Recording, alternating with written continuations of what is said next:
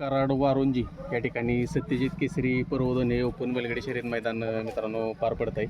आणि या मैदानाच्या सेमीफायनल 4मध्ये आपल्याला सुंदर असा आपला घरचा साज पळताना दिसला तो म्हणजे आपला सर्वांचा आवडता रुस्तम हिंद केसरी बकासूर आणि दुर्गा ही गाडी मित्रांनो सेमीफायनल 4मध्ये कडनं पळून सेमी पास करून फायनलसाठी पात्र आहे. आपल्यासोबत मोहिल शेट आहेत आणि सागर शेट पण आज मित्रांनो मैदानामध्ये आलेत. मोहिल शेट नमस्कार. नमस्कार. काय सांगाल कशा पद्धतीचं नियोजन झालं होतं आज? नाही काय घरचं बैल आहे दोन्ही. नियोजन झालं होतं. आज गाडी पळणार होती, चांगली पळली, गट काढला दुसऱ्या गटात आणि सेमीला 4 नंबर तासात नेहमीप्रमाणे कडनी. मोबाईल शीट काय आहे हे प्रत्येकाकडेच का लागते नशिबात? कारण नशिबात ते करायच लागते नेहमीप्रमाणे एक फेराकडे पळायचा.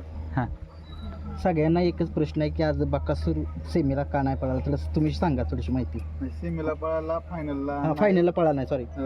मामांचा फोन आला की गाडी मध्ये लागली दुर्गान बकासूर पळवत असून तर बघा, नाही तर चिठ्ठ्या टाकून जी चिठ्ठी निघून ती गाडी पळू द्या. मग दोन्ही बैलगाडा मालकांची आपली टलनाची आपली चिठ्ठी टाकली, त्यांची चिठ्ठी निघली, ती गाडी पळायला गेली, आपली दोन्ही बैल बांधून ठेवली.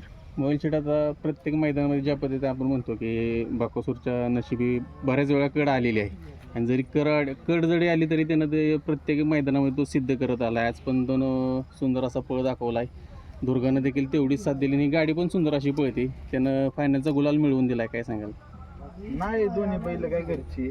आता एक बैल नाही, सगळी कुठली पण गाड्या कधी पण घरच्या पळतात असं.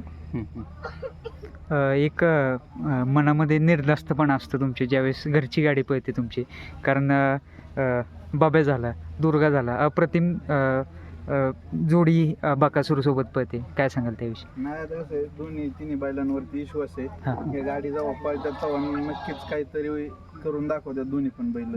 बाबे असन, दुर्गा असन, बकासूर असन, गोकुळ असन, हे गाड्या पळल्या की जेव्हा पळल्या तेव्हा नंबरच केलं. सागर शेट यांच्याविषयी काय सांगाल? सागर शेट जास्त बोलत नाहीत कॅमेऱ्यासमोर. ते बोलत नाही जास्त, पण रॉयल माणूस आहे. ड्रायव्हर बद्दल काय सांगाल? आज सेमी कडन होता आणि एक सगळ्यांची उत्सुकता लागलेली की बकासूर कडन होता, परंतु काय गाडी खेचली ड्रायव्हर बद्दल काय सांगाल? नाही, ड्रायव्हरला रात्री सांगितलं, ड्रायव्हरला सकाळी टेम्पो टाकून आणला होता. म्हणलं गाडी आणायची, चल जायला लागते. सकाळी हवेला येऊन थांबला होता, टेम्पो टाकून आणला.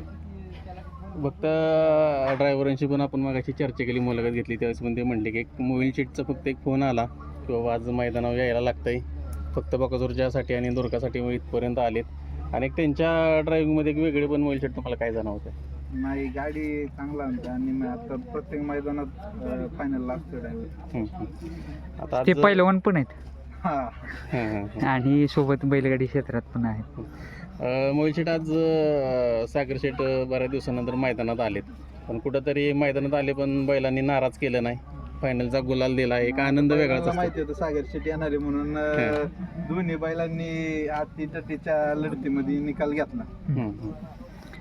मोबाईल शेट काय नातं आहे हो तुमचं? म्हणजे ज्यावेळेस गोट्यावरती दोघं एकत्र असतात त्यावेळेस काय म्हणजे तुमच्यातला संवाद, म्हणजे तो संवाद काय असतो? म्हणजे काय एक म्हणजे तो सांगण्याजोगा समजणारा विषय. हां, ते कोणाला कळणार पण नाही. आजचा सलग 6वा गुलाल आहे, काय सांगाल?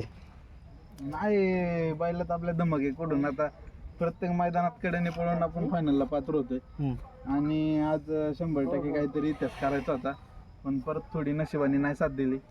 त्यामुळे भाऊ पुढल्या मैदानात 100% काहीतरी नवीन इतिहास दिसेल. एक खासियत आहे त्याची. सुट्टीला जसं सोने पण मागाशी म्हटलं जरा थोडीशी लेट सुटली जरा, पण निकाल रेषेच्या समोर म्हणजे निकाल रेषेच्या इथं जेव्हा निकाल रेष 100 फूट पल्ला राहिलेला असतो तेव्हा त्याचं स्पीड डबल करतो. त्या दोन्ही बैल निकालाला हावरे, दुर्गा बैल निकालात हावर आहे. त्यामुळे आता प्रत्येक मैदानात बघतोय निकाल रेस दिसले की दोन्ही बैल अशी कप दिसाने घुसतात. गाडी मागं पळत होती 1-1.5 टांग्यानी, पण निकालात गाडी घुसली लेट सुटून सुद्धा. त्यांचं कुठंतरी जे वेगळे पण आहे ते त्यांनी आज दोघांनी पण दाखवून दिलं. म्हणजे या पद्धतीने तुम्ही आता म्हटला की गाडी सीमेला जर आपण बघितलं तर थोडासा सुट्टीला प्रॉब्लेम झाला तरी देखील गाडी तेवढं कव्हर करणं एवढं सोपं नव्हतं, पण दोघांनी जी त्यांची खासियत आहे की निकालावरती निकालाचे बादशाह म्हणून जे त्यांना समजलं जातं त्या पद्धतीचा पळ दाखवून त्यांनी निकाल घेतला आहे. बैल पाळले की सगळं सिद्ध होतं. दादा बकासूरकडे जेव्हा पाहता त्यावेळेस कुठेतरी एक, पूर्वजांची पण पुण्य आहे म्हणावं लागेल. काय सांगाल त्याविषयी? काय आता सगळ्या गोष्टी मीडिया पुढे सांगताना येत. हां. त्यामुळे सागर शेठबद्दल काय सांगाल? कारण की सगळ्या महाडाचे ते सुद्धा लाडके आहेत. आहे की त्यांचं बकासूरवरती खूप प्रेम आहे. आणि जिथं ते इकडं ते आले की नक्कीच मैदानात येतात बकासूर असले की. सागर शेठ यांना बोलत नाहीत, पण सागर शेठ काय सांगाल? बकासूर आज समोर आहे.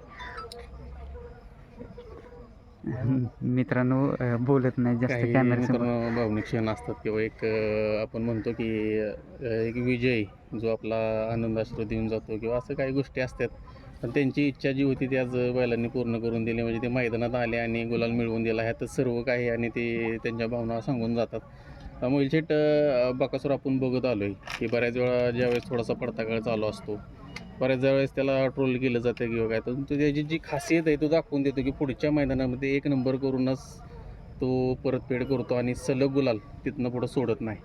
त्याच्या अस्तित्वावरती प्रश्न आले की तो करून दाखवतो डायरेक्ट. मोहिल शेठ सर्व काही सिद्ध करून दाखवले त्याने, आता त्याला सिद्ध करायची काही गरज नाही असं कधी जाणवतं? त्यांनी सगळ्या इच्छा पूर्ण केल्यात आणि अख्ख्या महाराष्ट्राला माहिती आहे बकासूर काय आहे आणि काय करू शकतो. हां. त्यामुळे आपण सांगण्यापेक्षा 14 देशात बाहेर जे बकासूरचे फॅन असतात, बैलगाडा मालक असतात, तेच सांगतात की बकासूर काय आहे. त्यामुळे आपण सांगून काय अर्थ नाही. बाहेरून जे ऐकतो आपण त्यातच आपलं मन लय समाधानी. 22ला मैदान येते पिंपळगाव बसवंत. मागच्या वर्षी पण गुलाल घेतलेला बाक्यानं आणि 1 नंबर केलेला आणि 3 नंबर केलं सॉरी. आणि यावेळेस पण कसं काय नियोजन असणार दिसणार आहे का मग? मामन काय म्हणतात हां. कळलं आता उद्या घरी गेलो. बरं, ज्यावेळेस इथं तुम्ही गुलाल घेतला, मामा इथं उपस्थित नसतात, मामांचा काय आनंद असतो गोळ्या घरी ज्यावेळेस? त्यांना पण खूप आनंद होतो. हां. तर मोहिलशेठ ज्या पद्धतीने आता बघतोय आपण की मैदानं चालू आहेत, आता पुढे येणार एक मोठं हिंद केसरीचं मानाचं मैदान येतं आणि त्या मैदानामध्ये बकासूरचा इतिहास आहे. असं एक मोठं पेडगाव हिंद केसरीचं मैदान येतं आहे. सलग 2 दिवस पूर्ण 1 नंबरचा मानकरी, 1000 गाड्यांमध्ये हा त्याचा इतिहास मोडल किंवा मोडू शकत नाही असं सांगू शकत नाही. काय सांगाल आता ते मैदान येत आहे, कशी तयारी आहे किंवा कसं बघताय त्या मैदानात? मैदानाची आतुरता लागली, लवकरच येते. चांगलं नियोजन करून बैल दिसेल सगळ्यांना.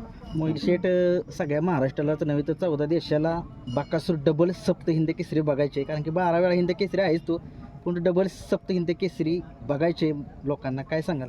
ज्या दिवशी नशिबात असेल त्या दिवशी नक्कीच दिसणार. मोहिल शेठ त्या दिवशी एक मैदान झालं तिथे सचिन आणि उज्जैन 50-50 जो मोठा सोन्याचा मुलगा आहे ती जोडी पाहिली आणि प्रथम क्रमांक केला.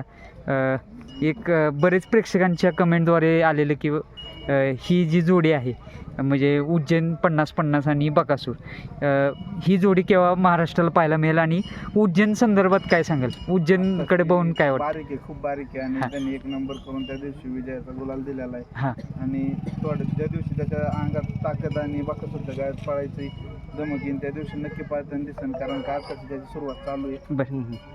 लगेच बकासूर संघ पळून सगळ्या गोष्टी सिद्ध होत नाही. त्यासाठी कुठंतरी थोडंसं हे लागतं, तेवढी ताकद पण आली हो, पाहिजे. त्या दिवशी त्याच्यात ताकद येईल, पूर्ण ठाम होईल बकासूर संघ पळायचा त्या दिवशी नक्कीच गाडी पळताना दिसेल. ते पण काय आपलं घरपास बैल. आणि उज्जैन संदर्भात काय सांगाल? एक म्हणतात की ज्या पद्धतीने मोठा सोन्या पळायचा तेच स्पीड त्याच्यात पण दिसते. चांगला पळतो तो. हां.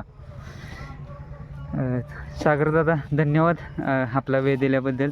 आणि तुम्ही बोलावं अशी आमची तरी इच्छा आहे, केव्हा तरी आम्हाला तुमची बाईट घ्यायला मिळेल. धन्यवाद मोहिल शेठ.